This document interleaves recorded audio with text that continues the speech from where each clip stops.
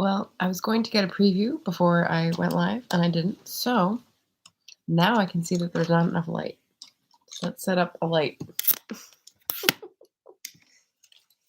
on my tiny little table.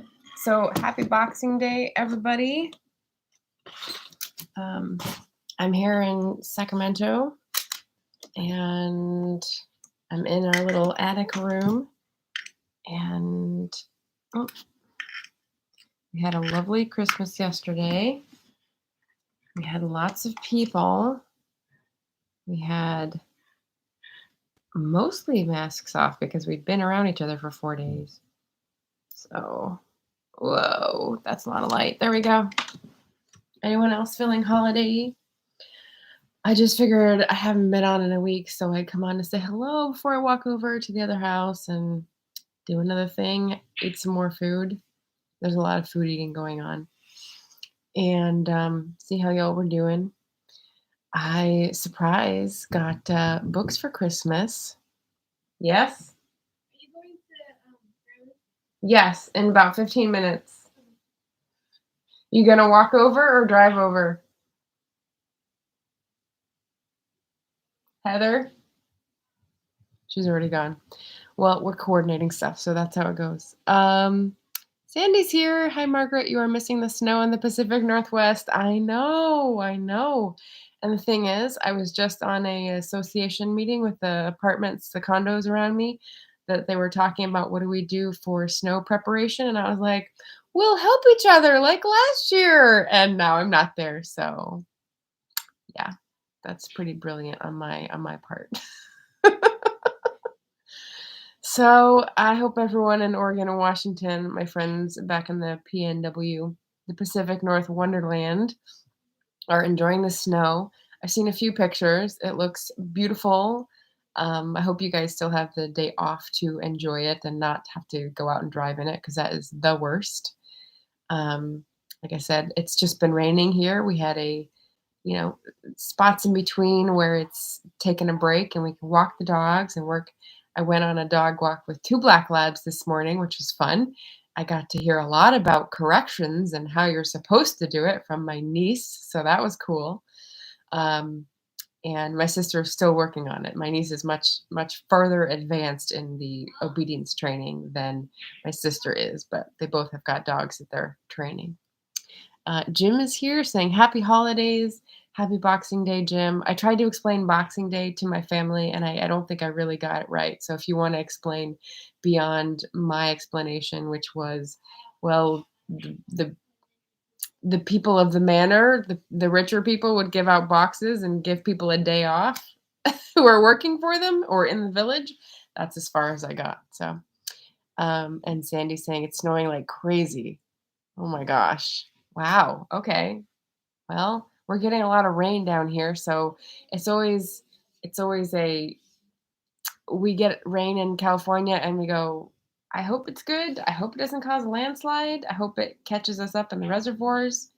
When I drove down, I was thinking of Melita from Midnight Librarian. She lives in Shasta County or Siskiyou County or one of those, and I drove through it, and the reservoir at Shasta was super low still. So, yeah, think of all my booktuber friends. Devin's here to say howdy, howdy, Devin. And Jim says Christmas is celebrated in 7 January here. Oh, okay. So he's embracing life as a local in Tbilisi and doing the Orthodox. Is it 7 or 6? I thought Christmas is 6 January. I could be on a different calendar again. And Jeremy's here. Happy day. Happy any day. I love it. Jeremy, thank you so much for the author feature. That was super cool to see and watch 2 days ago, I think. I'm late on everything and I'm having to definitely like triage the booktube watching around family events as everyone I'm sure is. So that was so cool. So nice to see. So thank you. I put it on did I put it on Instagram? I put it on Twitter and Facebook, and I think I'm maybe saving Instagram for tomorrow. So try to get your name out there for some appreciation. That's great. Jim says New Year's Eve, New Year's Day is the big celebration and gift exchange day. Oh, okay. So it's not even anything to do with the Orthodox Christmas. Okay. I just watched, I forget the name of the channel, but Bruce on Scottish history tours, I think. He has a great channel, and he was explaining why in Scotland, Hogmanay and New Year's is such a big thing. It's because of the Protestant Catholic split and the fact that Christmas was outlawed, and so they just moved the holiday so that they could still celebrate. And I thought that was pretty cool. He had a really long talk with a couple of older people from the Museum of Memory in Edinburgh, and they were talking about all what they remembered in the 50s from their childhood Christmases and Hogmanay, which was really cool. So, um, yeah, that was a really neat video to watch. Devin says Boxing Day is when you fight the relatives who pissed you off on Christmas. No, hopefully not. Yeah, just kidding. Aw. Yeah, hopefully, since you have to make pandemic decisions, you choose to be with the relatives who don't piss you off because I don't know. I don't know. For us, I think it falls in a camp of mostly people who are safe and don't piss you off, and people who are not safe and do piss you off. But I don't know. Does that translate across cultures or across families? Who knows? Does anyone have some great Christmas gifts that they got that they're super excited or about or that they're using now? Because I've got all mine on the floor behind me, and I got some great book gifts. I got the promise to help with putting in a hardwood floor, which is priceless. And my sister got me a big poster that says "A woman cannot survive on books alone," and then the bottom says she needs a cat as well. And there's a little cat on the book stack. So apparently, I'm at that place where I'm now getting bookish cat gifts because that is a niche thing. So I enjoyed that this Christmas a lot. Um, Jim says the communists moved the holiday to New Year from Christmas here. Oh, I guess the communists and the Tudors, what do they have in common? That'll be a good joke.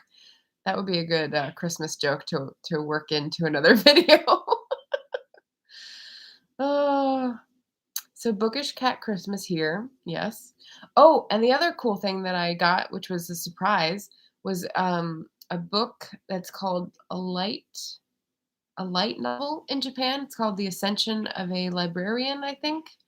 And it's number one in a series that is a very, very popular, used to be free fiction online, got turned into a novel, and then got turned into anime.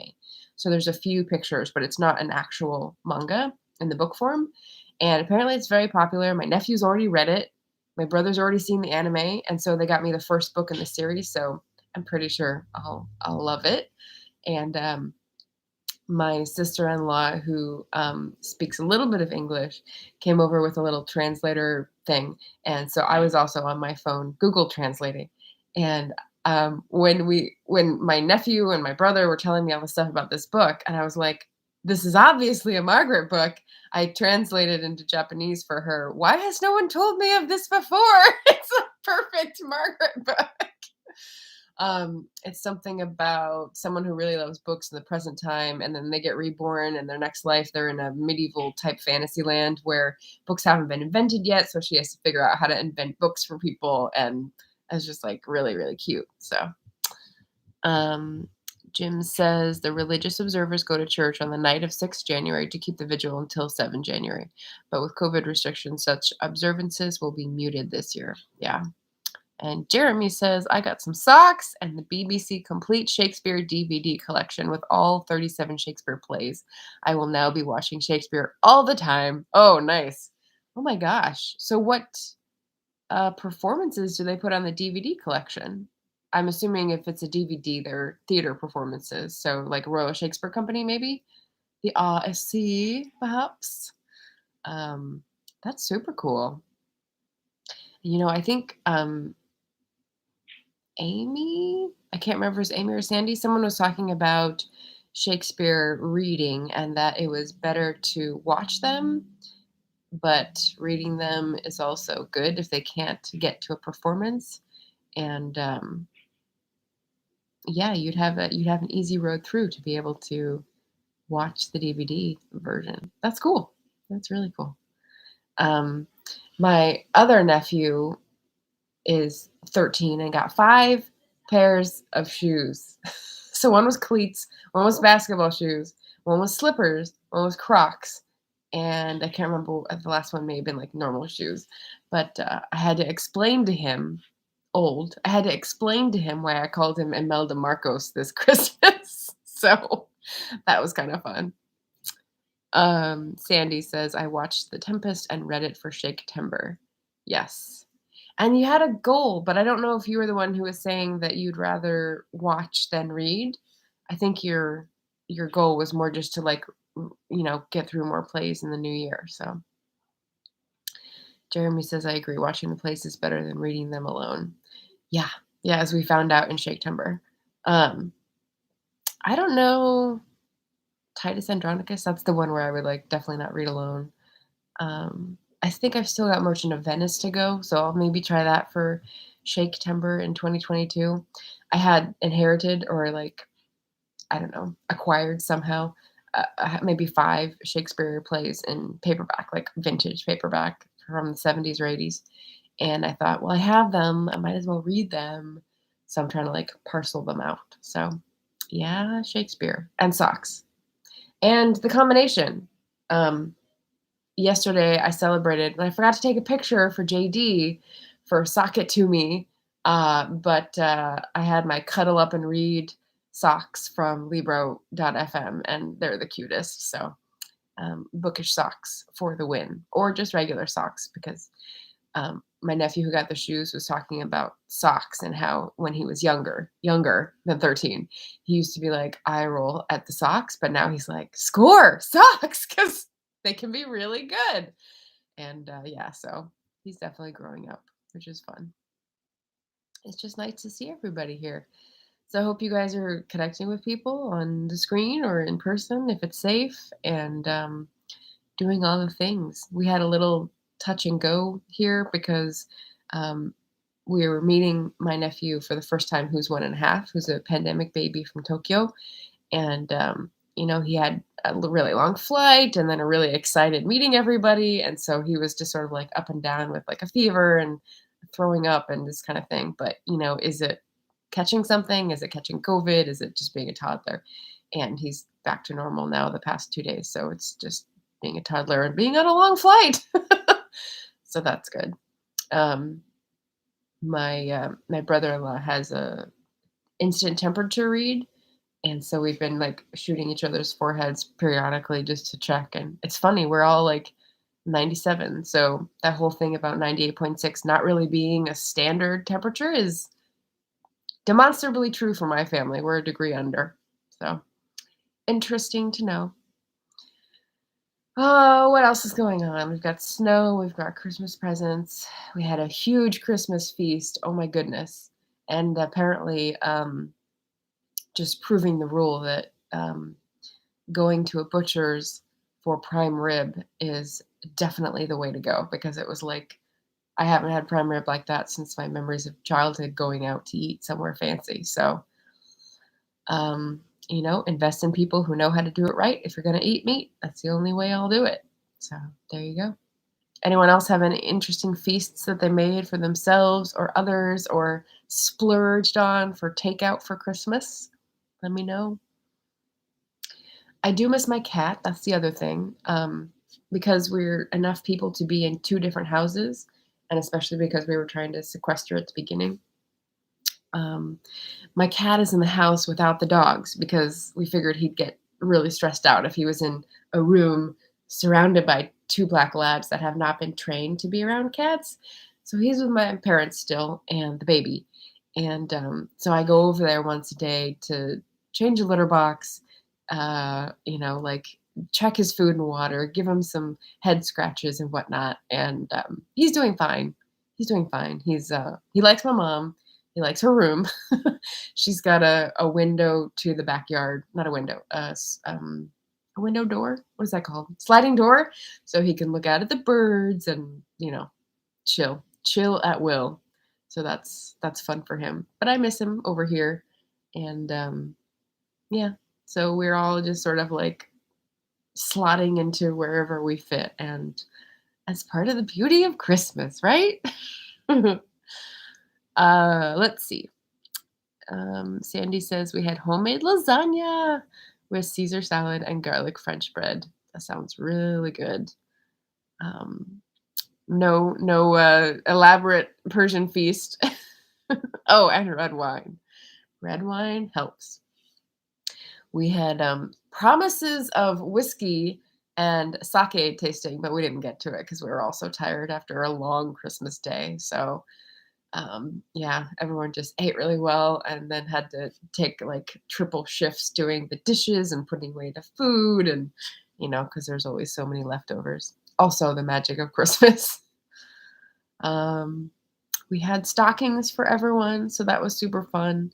I put pictures up on Instagram stories of my sort of Christmas room and the experience and the sort of magic of everyone filtering in and out, and that was really nice because that's what I use stories for.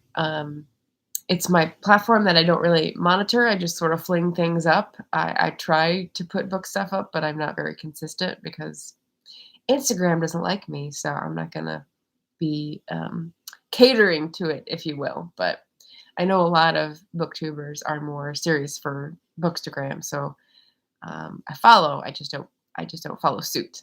Yeah. Yay! Well, yay for good food. I hope there is good food in Texas as well and Georgia. Um, is there a feast on January 6th before people go off to church? I don't know. Wherever you are, however you celebrate, I hope you're having fun and finding some joy in the snow, the food, the gift giving, the family, the chosen family. So, hope you guys are enjoying the day. And Lady Jane Books just dropped in. Hi, Lady Jane. And so that was my 15 minutes of fun. And now I'm going to pop out and walk back over to the house to see the cat and the family, have lunch, and be safe out there, everybody. Um, I don't know. I'll just be watching and commenting. I'm not sure if I have plans for Tuesday's video. It's vacation brain. So well done for everyone who did Vlogmas, and I'll just be in your comments and cheering you on. So have a lovely holiday, everybody, and I'll see you again soon. Oh, Lady Jane says, hope you had a lovely holiday. I did, thank you. Same to you. And the feast is on January 7th for Jim after the long fasting period. Oh, okay. I was wondering if there was like Catholics aren't supposed to eat before they go for communion, same kind of thing. Yay. Cool. Well, it's fun to learn about traditions and great seeing you too, Sandy. I will talk to you all again soon. Bye.